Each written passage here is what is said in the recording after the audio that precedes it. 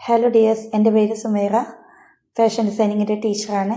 5 ദിവസത്തെ fashion designing free ക്ലാസ്സിൻ്റെ first video ആയിട്ടാണ് ഞാൻ വന്നിട്ടുള്ളത്. നിങ്ങൾ ഈ സ്ക്രീനിൽ കണ്ടുകൊണ്ടിരിക്കുന്നത് നമ്മളുടെ ഫാഷൻ ഡിസൈനിങ്ങിൻ്റെ സ്റ്റുഡൻസ് ചെയ്ത വർക്കുകളാണ്. അപ്പോൾ ഫാഷൻ ഡിസൈനിങ് പഠിച്ചാൽ നമുക്ക് ഒരുപാട് മേഖലകളിൽ എത്തിപ്പെടാൻ പറ്റും. നമുക്ക് സ്വയം ഒരു വരുമാനമാക്കി എടുക്കാൻ പറ്റും. കൂടാതെ നമുക്ക് ബാക്കിയുള്ളവർക്ക് നമുക്കൊരു ജോലി സാധ്യതകൾ ഉണ്ടാക്കി കൊടുക്കാനും പറ്റുന്ന ഒന്നാണ്. അപ്പോൾ നമുക്ക് വീട്ടിലിരുന്നിട്ട് ചെയ്യാനും പറ്റുന്ന ഒരു കാര്യം തന്നെയാണ് ഫാഷൻ ഡിസൈനിങ് എന്നുള്ളത്. ഹലോ ഡിയേഴ്സ്, അപ്പോൾ നമ്മളുടെ ഫസ്റ്റ് ക്ലാസ് നമ്മളിവിടെ സ്റ്റാർട്ട് ചെയ്യാണ്. നമ്മളുടെ ഈ ഒരു 5 ദിവസത്തെ ഫ്രീ ക്ലാസ്സിൽ നമ്മൾ ഫസ്റ്റ് സ്റ്റാർട്ട് ചെയ്യുന്നത് ഹാൻഡ് എംബ്രോയ്ഡറിയിൽ നിന്നിട്ടാണ്. അപ്പോൾ ഹാൻഡ് എംബ്രോയ്ഡറി പലർക്കും അറിയുന്നവരുണ്ടാവും, അറിയാത്തവരുണ്ടാവും. അപ്പോൾ നമുക്ക് ഹാൻഡ് എംബ്രോയ്ഡറിക്ക് വേണ്ടിയിട്ട് എന്തൊക്കെ വേണം, മെറ്റീരിയൽസ് എന്തൊക്കെ വേണം എന്നൊന്ന് പരിചയപ്പെടാം. ഇതാണ് ഹൂപ്പ് എന്ന് പറയുന്നത്. അപ്പോൾ ചിലർ എംബ്രോയ്ഡറി റിങ് എന്നൊക്കെ പറയും. ഇതിൻ്റെ പേരാണ് ഹൂപ്പ്. ഹൂപ്പ് 2 ഹൂപ്പുകളായിട്ടാണ് വരുന്നത്. ഒരു സെറ്റ് എന്ന് പറഞ്ഞത് 2 ഹൂപ്പാണ്. ഒന്നിൽ സ്ക്രൂ ഉണ്ടാവും. പിന്നീട് വേണ്ടത് നമുക്ക് വൈറ്റ് മല്ലു ക്ലോത്ത് അല്ലെങ്കിൽ പോപ്ലിൻ ക്ലോത്ത് എന്ന് പറയുന്നതാണ്. പിന്നീട് വേണ്ടത് നമുക്ക് ത്രെഡ്. നമുക്ക് എംബ്രോയ്ഡറി ചെയ്യാൻ വേണ്ടിയിട്ട് എംബ്രോയ്ഡറി ത്രെഡുകൾ അവൈലബിൾ ആണ്.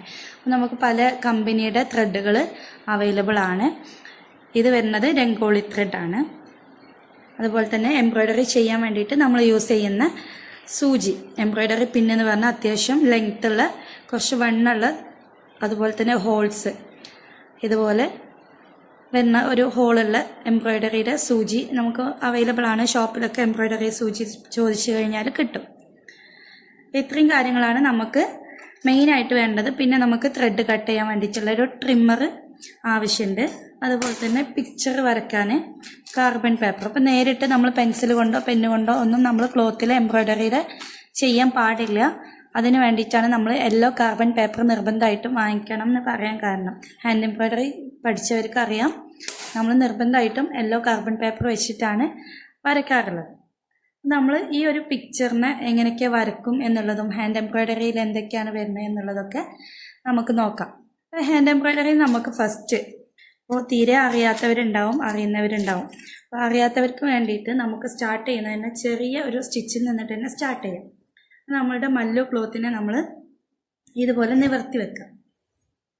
നിവർത്തി വെച്ചിട്ട് നമ്മളുടെ ഹൂപ്പ് എടുക്കുക. ഈ ഹൂപ്പിൻ്റെ 2 സ്പ്ലിറ്റ് ചെയ്തതിന് ശേഷം ഈ ഒരു ഫുൾ റൗണ്ട് വരുന്ന ഹൂപ്പിനെ അടിവശത്ത് വെച്ച് ഈ ക്ലോത്തിന് മുകളിൽ വരുന്ന രീതിയിൽ വെച്ച് കൊടുക്കുക. അപ്പോൾ ഈ ഹൂപ്പിൻ്റെ 4 സൈഡ്, അതായത് ഫുൾ റൗണ്ടിൽ നമുക്ക് കുറച്ച് ഗ്യാപ്പ് വേണം. 1 ഇഞ്ചിലെങ്കിലും ഗ്യാപ്പ് ഇട്ടിട്ട് വേണം നമ്മൾ ഇതുപോലെ വെച്ച് കൊടുക്കാൻ വേണ്ടിയിട്ട്. ഇനി നമ്മൾ ഈ ഒരു സ്ക്രൂ വരുന്ന ഹൂപ്പിനെ മുകളിൽ വെച്ച് കൊടുക്കുകയാണ്. വെച്ച് കൊടുത്ത് നമ്മളിതിനെ അമർത്തി കൊടുക്കുക. ഈ ഒരു ഹൂപ്പിൽ സെറ്റാക്കി കൊടുക്കുക. സെറ്റാക്കി കൊടുക്കുമ്പോൾ നമ്മൾ ഈ ഒരു സ്ക്രൂവിനെ ലൂസാക്കി കൊടുത്തു കഴിഞ്ഞാൽ പെട്ടെന്ന് ഇതിൽ നമുക്ക് വെക്കാൻ കഴിയും. ഇനി നമ്മളെന്ത് ചെയ്യുക, വെച്ച് കഴിഞ്ഞാൽ നല്ലോണം ടൈറ്റാക്കി കൊടുക്കുക. നല്ലോണം നമ്മൾ ടൈറ്റാക്കി കൊടുക്കണം. ഈ ഒരു ഹൂപ്പിനെ നമ്മൾ ഇതുപോലെ ടൈറ്റാക്കി കൊടുത്ത് ക്ലോത്തിന് എല്ലാ സൈഡിലും ക്ലോത്തിനെ ഇതുപോലെ ടൈറ്റാക്കി വലിച്ചു കൊടുക്കുക. എന്നാൽ മാത്രമേ നമ്മൾ വർക്ക് ചെയ്ത് കഴിഞ്ഞാൽ ഫിനിഷിങ് കിട്ടുള്ളൂ. നമ്മൾ ഈ ഒരു ഹൂപ്പിൽ നിന്നിട്ട് ഊരിക്കഴിഞ്ഞാലും നമുക്ക് ഫിനിഷിങ് കിട്ടണം, വർക്ക് ഫിനിഷിങ് കിട്ടണം എന്നുണ്ടെങ്കിൽ നമ്മൾ ഇതുപോലെ ടൈറ്റാക്കി പിടിച്ചു കൊടുക്കുക. ഇതുപോലെ ശബ്ദം വരുന്ന രീതിയിൽ വേണം നമ്മൾ ടൈറ്റാക്കി കൊടുക്കാൻ വേണ്ടിയിട്ട്. ഇതുപോലെ ടൈറ്റാക്കി കഴിഞ്ഞാൽ നമ്മൾ നെക്സ്റ്റ് ചെയ്യേണ്ട കാര്യം എന്ന് പറഞ്ഞാൽ, നമ്മൾ ഹാൻഡ് എംബ്രോയ്ഡറി സാധാരണ നോർമൽ കോഴ്സുകളൊക്കെ പഠിക്കുമ്പോൾ സ്റ്റിച്ച് ബോർഡ് എന്ന് പറഞ്ഞ സംഭവം ഉണ്ടാക്കും. നിങ്ങൾക്ക് അതിൻ്റെ ഒന്നും ആവശ്യം വരുന്നില്ല, ആകെ കുറച്ച് കാര്യങ്ങളുള്ളത് കൊണ്ടാണ്. നമുക്ക് ആദ്യം ഒരു കറക്റ്റ് ഒരു ലൈന് വരച്ചു കൊടുക്കാം. ഇതിന് മുകളിൽ നമ്മൾ ഫസ്റ്റത്തെ നമ്മൾ സ്റ്റിച്ചുകളിൽ നമ്മളെപ്പോഴും പഠിക്കുന്നത് റണ്ണിങ് സ്റ്റിച്ചാണ്. അപ്പോൾ റണ്ണിങ് സ്റ്റിച്ച് എന്ന് എഴുതി കൊടുക്കുക. നിങ്ങൾക്ക് പഠിക്കാൻ വേണ്ടിയിട്ടാണ് കേട്ടോ റണ്ണിങ് സ്റ്റിച്ച് എന്ന് എഴുതാൻ പറയുന്ന. പേരുകളൊന്നും മറന്നു പോകാണ്ടിരിക്കാൻ വേണ്ടിയിട്ട് റണ്ണിങ് സ്റ്റിച്ച് 3 എന്ന് എഴുതാം. അപ്പോൾ ഈ 3 എന്താണെന്ന് വെച്ചാൽ നമ്മളുടെ ത്രെഡ് വരുന്നത്, ഹാൻഡ് എംബ്രോയ്ഡറിയുടെ ത്രെഡ് വരുന്നത് ഈ ഒരു രൂപത്തിലാണ്.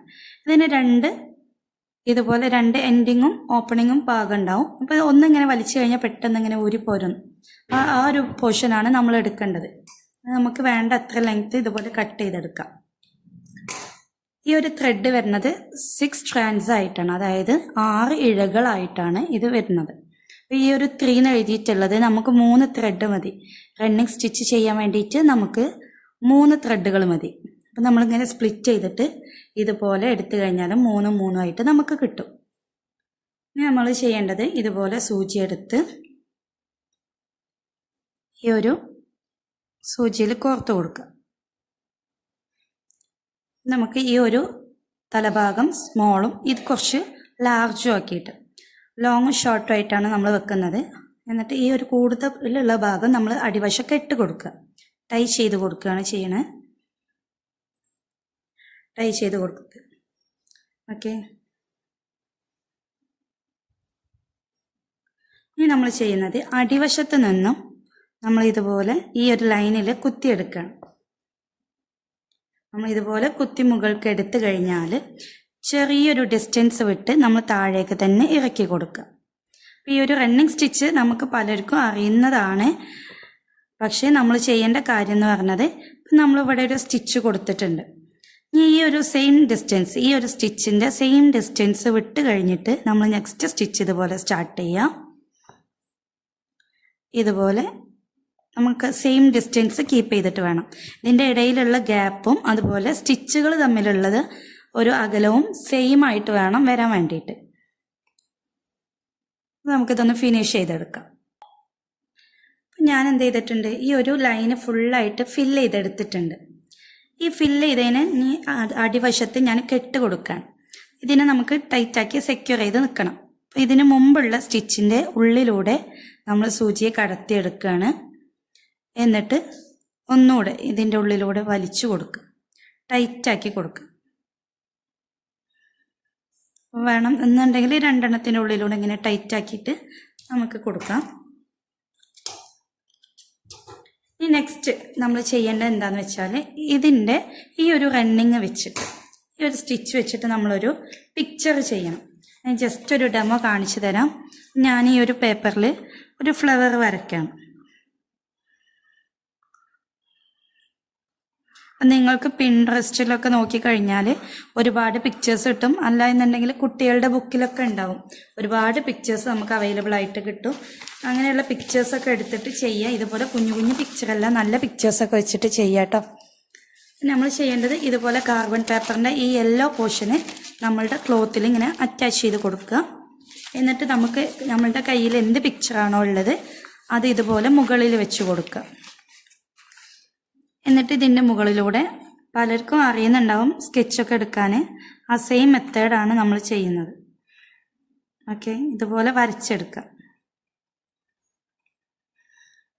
ഇതിന് മുകൾ കൂടെ വരയ്ക്കുമ്പോൾ ഇതിൻ്റെ ഒരു യെല്ലോ പോർഷന്, യെല്ലോ കാർബൺ പേപ്പർ വെച്ചിട്ട് വരയ്ക്കുമ്പോൾ യെല്ലോ കളറിൽ ഇതുപോലെ കിട്ടും. ഇനി നമ്മൾ ചെയ്യേണ്ടത് ഈ ഒരു റണ്ണിങ് വെച്ചിട്ട് ഈ ഒരു ഫ്ലവറിനെ ഫില്ല് ചെയ്തെടുക്കുക എന്നുള്ളതാണ്. എങ്ങനെ ഫില്ല് ചെയ്തെടുക്കുക എന്നുള്ളതും കൂടെ കാണിച്ചു തരാം കേട്ടോ. നമ്മൾ ഇതുപോലെ റണ്ണിങ് വെച്ചിട്ട് തന്നെ ചെയ്ത് കൊടുക്കുക. അപ്പോൾ ഇതൊക്കെ ഔട്ട്ലൈൻസ് ആണ്. നമ്മൾ റണ്ണിങ് സ്റ്റിച്ച് എന്നൊക്കെ പറയുന്നത് ഔട്ട്ലൈൻ ചെയ്ത് കൊടുത്ത് എടുക്കുന്ന വർക്കാണ്. അപ്പോൾ കൈവഴക്കം കിട്ടാൻ വേണ്ടിയിട്ടാണ് നമ്മൾ ഫസ്റ്റ് തന്നെ റണ്ണിങ് സ്റ്റിച്ചിൽ നിന്ന് സ്റ്റാർട്ട് ചെയ്യുന്നത്. നിങ്ങൾക്കൊരു ഐഡിയ കിട്ടും വേണമല്ലോ. നമ്മൾ ആദ്യം തന്നെ ഹെവി ആയിട്ടുള്ള എന്തെങ്കിലും പഠിച്ചു കഴിഞ്ഞാൽ നിങ്ങൾക്ക് ഒന്നും ക്ലിയർ ആവില്ല.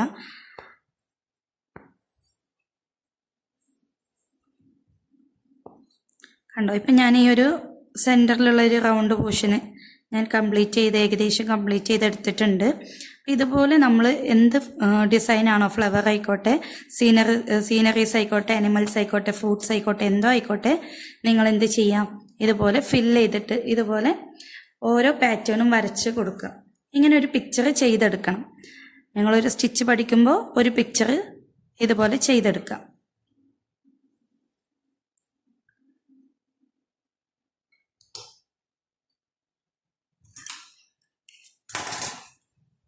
ഓക്കെ, റണ്ണിങ് സ്റ്റിച്ച് വെച്ചിട്ട് ചെയ്ത വർക്കാണ് കേട്ടോ ഇത്. അപ്പോൾ ഇതുപോലെ നമുക്ക് പല വർക്കുകളും ചെയ്തെടുക്കുക. നമുക്ക് ഇഷ്ടമുള്ള ഡിസൈൻസ് വെച്ചിട്ട്, സീനറീസ് വെച്ചിട്ടായിക്കോട്ടെ, ഫ്ലവേഴ്സ് വെച്ചിട്ടായിക്കോട്ടെ, ഇനി ഡോൾസിൻ്റെ പോലെയുള്ള പിക്ചേഴ്സ് വെച്ചിട്ടായിക്കോട്ടെ, നമുക്ക് എന്തെങ്കിലും പിക്ചേഴ്സ് വെച്ചിട്ട് ഇതുപോലെ വർക്കുകൾ ചെയ്തെടുക്കുക. എല്ലാവരും ചെയ്ത് നോക്കുക കേട്ടോ. Thank you.